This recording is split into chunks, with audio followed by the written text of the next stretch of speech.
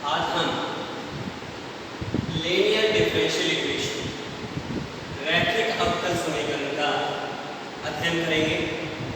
तो सबसे पहले मैं आपको बताना चाहूँगा कि रैखिक अवकल समीकरण क्या होते हैं। तो कोई भी अवकल समीकरण रैखिक अवकल समीकरण कहलाते हैं यदि इसमें प्रयुक्त आश्रित चर और उसके अवकलज प्रथम कोटि के हों और उनका आपस में गुणन ना हो, यानी कि y dy by dx इस तरीके से मल्टीप्लिकेशन ना हो। इसकी जो जनरल फॉर्म है वो होती है dy by dx plus py is equal to q। यहाँ पर p और q ये या तो अचर हो सकते हैं या फंक्शंस ऑफ x होंगे, यानी कि जो भी स्वतंत्र चर है उसके फलन हो सकते हैं। अब इसको हमें हल कैसे करना है, तो मैंने जनरल फॉर्म लिखी है dy by dx plus py is equal to q। अब इसको हल करने के लिए जो वर्किंग रूल है वो क्या है, तो टोटल 3 स्टेप्स होते हैं। सबसे पहला स्टेप कि जो आपकी अवकल समीकरण है उसको स्टैंडर्ड फॉर्म में लिखिए, यानी कि इस फॉर्म में लिखिए dy by dx plus py is equal to q। यानी कहने का मतलब ये है कि जो dy by dx है उसका जो गुणांक है वो 1 होना चाहिए। अगर यूनिटी के अतिरिक्त कुछ और है तो आप पहले उससे डिवाइड करते हुए dy by dx का कोफिशिएंट्स को 1 बनाएंगे। उसके बाद दूसरा स्टेप आप समाकलन गुणांक ज्ञात कीजिए, इंटीग्रेटिंग फैक्टर। तो integrating factor is equal to e raise to power जो y का कोफिशिएंट है p विद साइन, अगर ये नेगेटिव है तो माइनस p, प्लस है तो प्लस p, तो integrating factor e raise to power p dx का इंटीग्रेशन आप इंटीग्रेटिंग फैक्टर निकाल लेंगे। और उसके बाद स्टैंडर्ड फॉर्म है जो आपकी dy by dx plus py is equal to q। तीसरा स्टेप होगा इसका हल। तो इसका हल क्या होगा, y into integrating factor is equal to right hand side जो q है उसे इंटीग्रेटिंग फैक्टर से मल्टीप्लाई कीजिए और इसका फिर से इंटीग्रेशन कर दीजिए विद रिस्पेक्ट टू x जो हमारे पास स्वतंत्र चर है उसके सापेक्ष, और जो रिजल्ट आएगा वही हमारा दी गई डिफरेंशियल इक्वेशन का हल होगा। तो ये तो होगा अगर आपके पास x स्वतंत्र चर है, y आश्रित चर है। लेकिन कई बार क्या होता है कि हमारी जो अवकल समीकरण है उसमें जो स्वतंत्र चर है वो y होता है और आश्रित चर x हो जाता है, यानी कि जो स्टैंडर्ड फॉर्म बनती है वो इस फॉर्म में बन जाती है dx upon dy plus p1x is equal to q1। तो यहाँ पर p1 और q1 जो हैं वो फंक्शंस ऑफ y हैं, जो हमारे पास स्वतंत्र चर होगा इस बार उसके फंक्शंस होंगे या ये अचर हो सकते हैं। तो इसके लिए जो इंटीग्रेटिंग फैक्टर बनेगा वो होगा e raise to power integration of p1 किसके सापेक्ष, y के सापेक्ष जो हमारे पास स्वतंत्र चर था। और इसका जो रिजल्ट बनेगा अगर आपके पास x जो है वो आश्रित चर है तो जो रिजल्ट होगा x into integrating factor is equal to right hand side q1 into integrating factor और दोनों के मल्टीप्लिकेशन का इंटीग्रेशन y के सापेक्ष। तो इस प्रकार से हम लीनियर डिफरेंशियल इक्वेशन का हल ज्ञात कर सकते हैं। अब मैं एक एग्जांपल लेता हूँ, एग्जांपल के मदद से आपको एक्सप्लेन करेंगे।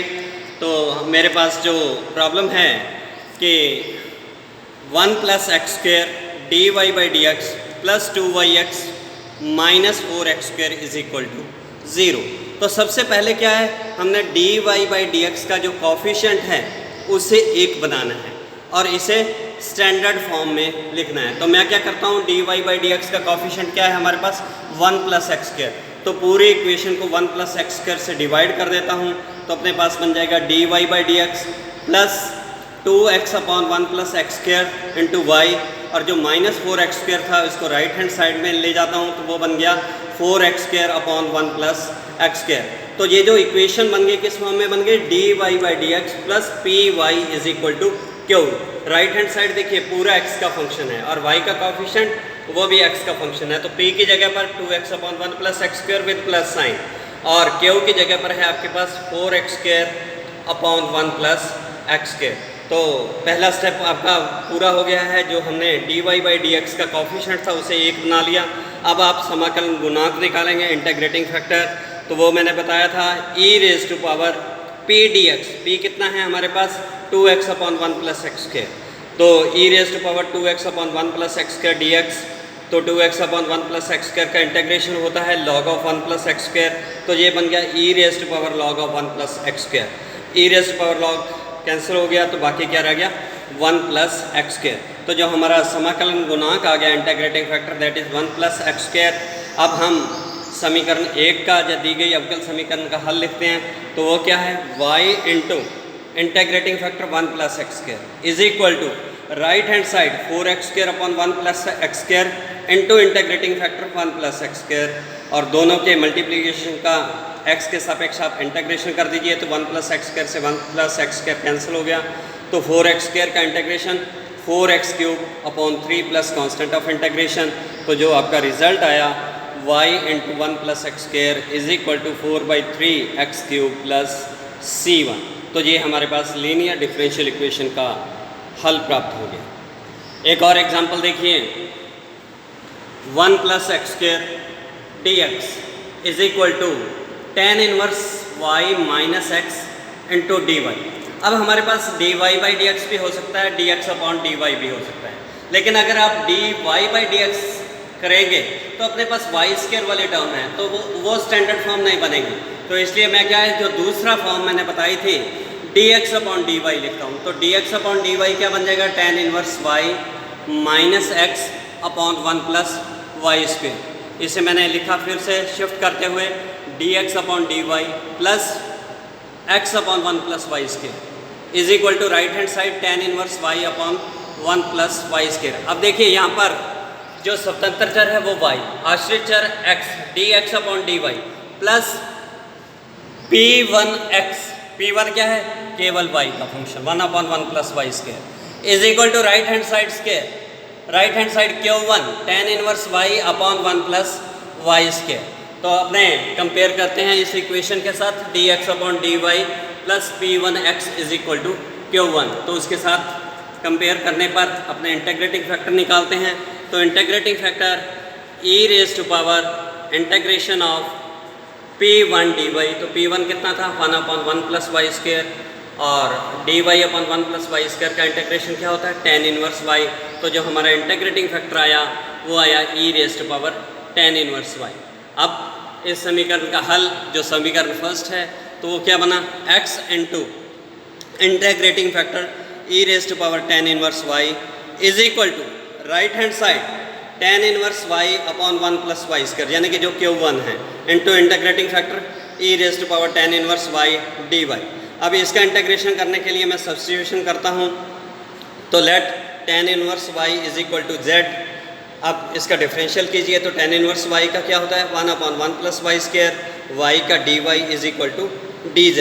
तो इस वैल्यू को जो आपने सब्स्टिट्यूट सपोज की है हम ऊपर रख देते हैं, तो आपके पास क्या बनेगा x into e raise to power tan inverse y left hand side as it is equal to tan inverse y को मैंने क्या कहा है z एज्यूम किया है, तो z e raise to power z, और dy upon 1 plus y square की वैल्यू क्या आई थी dz, तो z e raise to power z। इसे हम इंटीग्रेटिंग बाय पार्ट से सॉल्व करते हैं, z को first function e raise to power z को सेकंड फंक्शन। कैसे एज्यूम करेंगे, आपके पास फॉर्मूला होता है ILATE, I for inverse, L for logarithm, A for algebraic function, T for trigonometric function and E for exponential. तो अपने पास दो तरह के फंक्शन हैं, एक एल्जेब्रिक है और एक एक्सपोनेंशियल है। तो एल्जेब्रिक z को मैंने फर्स्ट फंक्शन माना, e raise to power z को सेकंड फंक्शन। तो integration by parts, first function as it is, integration of second e की पावर z का integration e raise to power z as it is, minus first function का differentiation, z का differentiation क्या हो जाएगा 1, और e raise to power z का integration e raise to power z plus constant of integration. फिर से इंटीग्रेशन किया तो आपके पास क्या आ गया, left hand side x e raise to power tan inverse y as it is, पहले term z e raise to power z as it is, minus e की पावर z का इंटीग्रेशन z के सापेक्ष, तो वो वही रहा e raise to power z plus constant of integration. तो z आपने एज्यूम किया था tan इनवर्स y, वो वापस रख दिया। तो ये क्या आ गया, e की पावर z कॉमन आ गया, तो z की value e raise to power tan inverse y into bracket के अंदर z माइनस 1, तो z क्या है tan inverse y minus 1 plus constant of integration. तो दोनों साइड्स को मैंने e की पावर tan इनवर्स y से डिवाइड कर दिया, तो आपके पास आ गया x is equal to tan inverse y minus 1 plus c1 upon e raise to power tan inverse y, तो वो ऊपर जाएगा e raise to power minus tan inverse y। तो इस प्रकार से हमने जो हमारी समीकरण थी 1 plus y square into d x is equal to tan inverse y minus x into d y, या स्टैंडर्ड फॉर्म में कन्वर्ट करते हुए d x upon d y plus 1 upon 1 plus y square x is equal to tan inverse y upon 1 plus y square का हल ज्ञात कर लो। तो इस तरह से अपने पास कोई भी रैखिक अवकल समीकरण हो उसका हल आप प्राप्त कर सकते हैं। इसके साथ आपको मैंने PDF फाइल में कुछ न्यूमेरिकल प्रॉब्लम्स दूंगा, वो आपने सॉल्व करनी है। तो इसके साथ की और प्रॉब्लम्स आप हमारे महाविद्यालय का जो YouTube चैनल है उस पर साथ के साथ हमारे लेक्चर्स अपलोड किए जा रहे हैं, आप उनको देखते रहिए और अपनी ऑनलाइन क्लासेस का लाभ उठाएं। धन्यवाद।